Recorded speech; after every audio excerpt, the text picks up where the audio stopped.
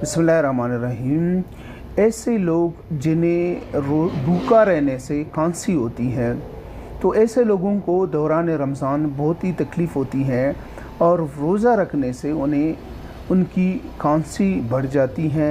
और कई मरीज़ ऐसे होते हैं जो रोज़ा रख भी नहीं सकते हैं, तो उनके लिए मैं दवाई बता देता हूँ। ऐसे लोग जिन्हें भूखा रहने से खांसी शुरू हो जाए और रोज़ा रखने से उन्हें खांसी होती है, तो उसके लिए होम्योपैथिक रिपर्टरी में खफ फास्टिंग के उन्वान से सिर्फ 2 ही मेडिसन हैं।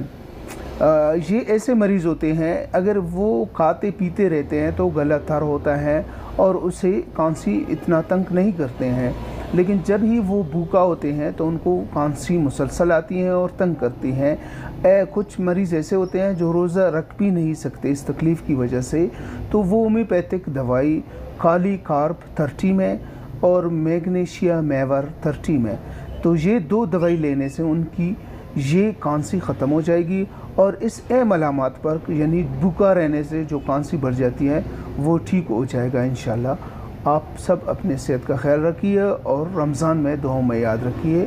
अल्लाह निगहबान।